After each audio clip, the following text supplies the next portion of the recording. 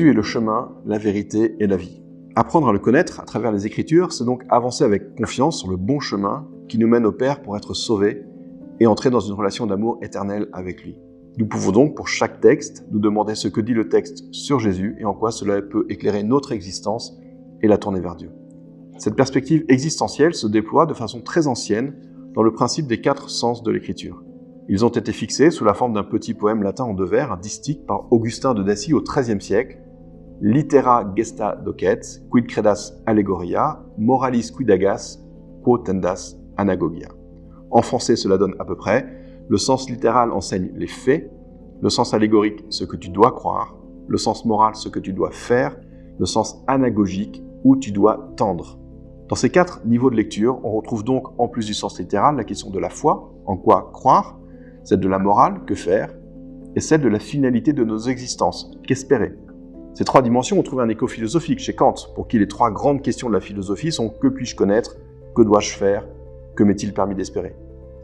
Mais on voit aussi, en termes chrétiens, que ce qui se joue derrière, c'est la foi, la charité et l'espérance. Ce sont ces différentes vertus théologales qui orientent notre existence vers Dieu, que la lecture de la Bible peut déployer et que nous pouvons chercher à dégager dans notre interprétation des textes. Le premier sens semble le plus simple. Le sens littéral, c'est ce que dit le texte. C'est l'histoire racontée dans un passage. C'est l'émotion exprimée par un psaume. C'est la sentence d'un texte de sagesse. Reste que ce simple constat peut parfois mener assez loin si l'on cherche à comprendre le sens d'un mot, l'identité d'un personnage, le contexte d'un événement, la localisation d'un lieu, ou encore la référence à un autre passage, sans parler de l'étude des langues anciennes que sont l'hébreu et le grec, si l'on s'attache à lire la Bible dans les textes originaux. Plus largement, le sens littéral est l'objet de toutes les méthodes d'analyse que nous avons présentées précédemment. Elles permettent notamment de mettre en perspective la lettre du texte et de rappeler que le sens littéral en tant que tel peut être un sens figuré, en fonction de la manière de s'exprimer de l'auteur. Il suffit de parcourir régulièrement les Écritures pour voir à quel point ce premier sens engage en réalité un travail très important d'élucidation. De façon ancienne, les pères de l'Église ont distingué parmi les 4 sens le sens littéral et le ou les sens spirituels, pour dire que derrière un sens concret, matériel, accessible à tout lecteur, il y avait un sens spirituel, qui donnait une profondeur nouvelle au texte, à condition de le lire avec un regard de foi, de la même manière que des gens ont pu rencontrer Jésus en ne voyant en lui avec leurs yeux de chair qu'un prédicateur et un guérisseur, voire seulement un agitateur politique, tandis que d'autres ont reconnu en lui, par les yeux de l'esprit, non seulement un authentique prophète, mais encore le Fils de Dieu lui-même. Le premier de ces sens spirituels est ce qu'on appelle l'allégorie. Le terme désigne aujourd'hui une figure de style, consistant à représenter une abstraction à travers un élément matériel, voire une personne. Nous connaissons les allégories de la République, de la liberté, de la justice, etc. Dans l'Antiquité, on trouve un sens voisin comme mode d'interprétation des textes. Derrière le sens premier d'un texte, on affirme que l'auteur a voulu dire autre chose de façon symbolique et en même temps voilée, appelant son lecteur à chercher le vrai sens. Les lecteurs grecs d'Homère ont utilisé cette méthode, de même que certains auteurs juifs pour la Bible, notamment Philon d'Alexandrie. Les chrétiens l'ont transformé à la lumière de l'accomplissement des Écritures en Jésus, pour dire que derrière le sens premier des textes de l'Ancien Testament, on pouvait reconnaître quelque chose de Jésus lui-même, c'est-à-dire une révélation plénière du Père. Pour la lecture du Nouveau Testament, il s'agit de reconnaître en quoi ce qui est dit à propos de Jésus nous permet de le reconnaître en vérité comme le Fils qui nous révèle le Père dans l'Esprit. Le sens allégorique est donc celui qui vient éclairer notre foi en Dieu Trinité, en un Dieu d'amour qui se révèle à nous. Le deuxième sens spirituel concerne ce que les Écritures nous enseignent à faire. On trouve parfois le terme technique de sens tropologique. Aujourd'hui, de nombreux chrétiens règlent leur façon d'agir en se demandant « Que ferait Jésus à ma place ?» C'est une bonne image de ce qu'est ce sens moral, même si la réponse n'est pas toujours évidente. Certes, il y a l'exemple donné directement par Jésus dans tel ou tel passage des évangiles, mais l'application à ma propre existence n'est pas toujours simple. Lorsqu'on regarde certains passages de l'Ancien Testament, notamment les plus violents, on peut également s'interroger. Il ne s'agit pas de prendre pour exemple n'importe quelle attitude d'un personnage au simple motif qu'il est dans les Écritures ou qu'il s'appelle Abraham ou David. Ce qui peut nous éclairer, ce sont les moments où Dieu dit explicitement ce qu'il nous demande de faire. Pour les Juifs, c'est l'ensemble des commandements de la loi. Or, celle-ci se concentre, nous le savons, en un double commandement que l'on retrouve dans des débats de Jésus avec d'autres Juifs de son temps ou encore chez Paul. C'est le double commandement d'amour de Dieu et d'amour de son prochain.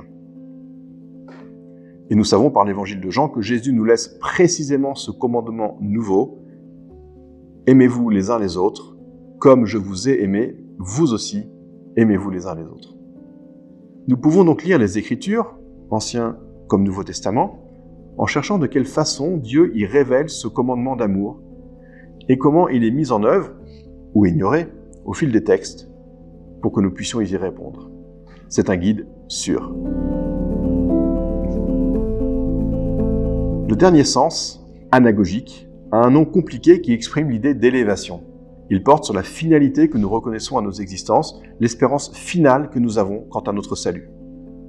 De façon simple, lorsque les paroles ou les actes de Jésus nous permettent de croire à une vie éternelle auprès du Père, nous sommes dans cette anagogie. À côté des passages explicites comme les paroles de Jésus au bon larron, « En vérité, je te le dis, aujourd'hui tu seras avec moi au paradis », ou encore les derniers versets de l'Apocalypse, il y a tous les passages qui nous éclairent sur la finalité de nos existences, de façon individuelle et collective, en communion les uns avec les autres et avec Dieu. Cette promesse est présente dès les premières lignes de la Bible et court à travers tous les renouvellements d'alliance et toutes les annonces de salut que, nous le savons maintenant, nous pouvons lire au sens le plus fort pour nourrir notre espérance. Pour récapituler tout cela, prenons un exemple, non pas avec Jésus, mais avec la ville de Jérusalem, en considérant la façon dont les pères l'interpréteraient. Au sens littéral, Jérusalem, c'est la capitale du peuple juif, évoquée à un moment ou à un autre dans son histoire, depuis David jusqu'à l'époque de Jésus. Au sens allégorique, c'est la communauté unifiée de croyants que Dieu rassemble aujourd'hui en son Fils, à savoir l'Église, pour témoigner de son amour pour l'humanité. Au sens moral, c'est la façon dont je me fais moi-même un lieu d'accueil et de manifestation de Dieu pour l'humanité, cette ville placée sur la hauteur pour qu'on la voie, évoquée par l'Évangile selon saint Matthieu. Au sens anagogique, enfin, c'est la Jérusalem céleste que nous aspirons à rejoindre après notre mort pour vivre éternellement dans une communion d'amour avec Dieu. Terminons par 3 remarques. La première est que tous les sens ne sont pas nécessairement présents de façon notable dans chaque verset du texte. Donc il ne faut pas être trop systématique dans l'interprétation. La deuxième est que l'existence des sens spirituels ne doit jamais conduire à rejeter le sens littéral, sous peine de faire disparaître en même temps le sens de l'incarnation du Verbe. Le Fils est réellement venu, il est mort et ressuscité. C'est dans ce sens littéral que les sens spirituels se déploient, pas au dehors. Jésus est celui en qui nous croyons, que nous aimons et qui nous aime, et en qui nous espérons. Enfin, si le principe d'une bonne interprétation est de retrouver l'intention de l'auteur, alors nous pouvons toujours demander à l'Esprit Saint, dans la prière, de nous ouvrir le sens des Écritures.